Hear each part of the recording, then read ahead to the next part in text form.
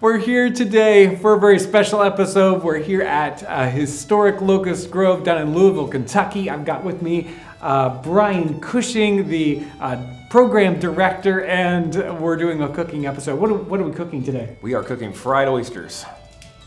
Sounds great. Thanks for joining us today.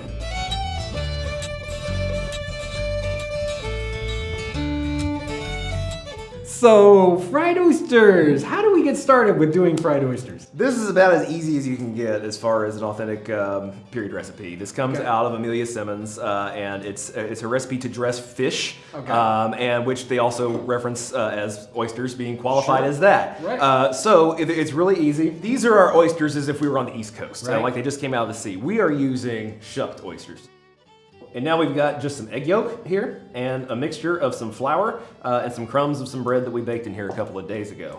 So what kind of ratio do we have here with breadcrumbs to flour? Is it just there's no stated ratio, you just kind of eyeball it. Okay, so as the far as I recipe can tell. was just... Right, yeah. So I'm sure you refine it over time, but this is based on what I did last time. This seems like it'll work pretty well. Good. So I'm gonna get a nice big juicy one here, so there we go. Oh, that looks wonderful. And like I say, the directions, they said to brush the egg yolk, but I find it easier just to dredge it in there. So we've got him all sticky with the egg yolk. We're gonna toss him in this mixture, and then he's gonna sit over on the plate for a couple of minutes and let that kind of all take hold on him. That smells wonderful. And there we have it. And these guys are ready for the frying pan? They are. Okay, So we'll get the frying pan ready. What we can do.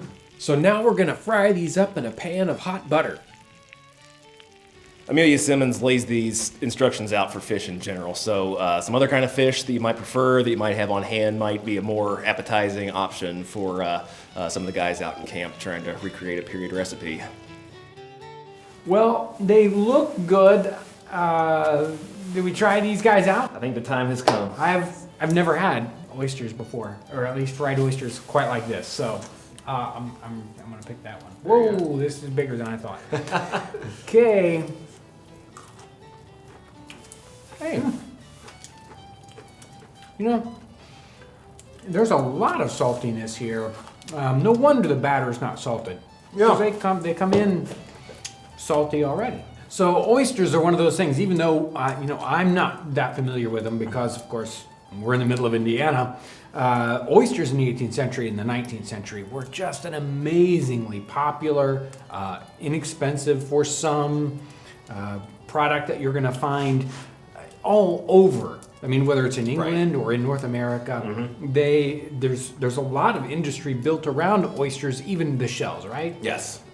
So they would take and they would burn the shells and they would make limestone. Yeah, here's some shells. They'd burn those shells up. They would make lime from them, quick lime, and then they would slake that lime and use it for multiple different purposes.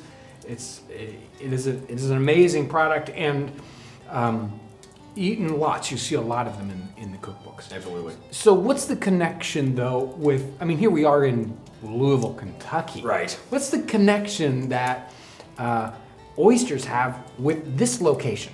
Well, they were wildly popular in the East along the coast, and they packed them in kegs and shipped them down to these areas. And so one of the first reasons why we thought to do this for one of these cooking videos is there is the owner of Locust Grove, William Cron, in his account book, he bought a keg in 1815. And then his son, John, later on when he owned the house, he also owned Mammoth Cave, south of here, and he liked oysters so much he would have kegs of oysters shipped down there to him at Mammoth Cave. So we just really couldn't resist working with oysters. Yeah, so they brought oysters in multiple times. Right. And they came kegs, you say? Yeah, small kegs, maybe. So not too dissimilar from that. Probably salted? Could have been salted. They worked with ice some. They did pack them in ice, and there was, they could seal them with wax, also to try to keep them fresh. They lived through it, as far as we can tell. Really? So they had these live oysters later on? Well, they were alive. Yeah, a lot of times they would even shuck them on the coast before they kegged them. Okay. So it was sort of like a pickling these guys and then shipping them inland. Right. Well, Brian, I've had a great day. We had a lot of fun cooking these and some other dishes. Thank you so much for inviting us and bringing us into the kitchen. This has been a blast. Thank you guys for coming out. This has been a blast, and it's been fun bringing the place to life with you. Wonderful. I want to thank everyone out there, too, for all your amazing support, your wonderful comments, supporting us on Patreon or going to our website. I want to thank you for everything you do, and thanks for watching.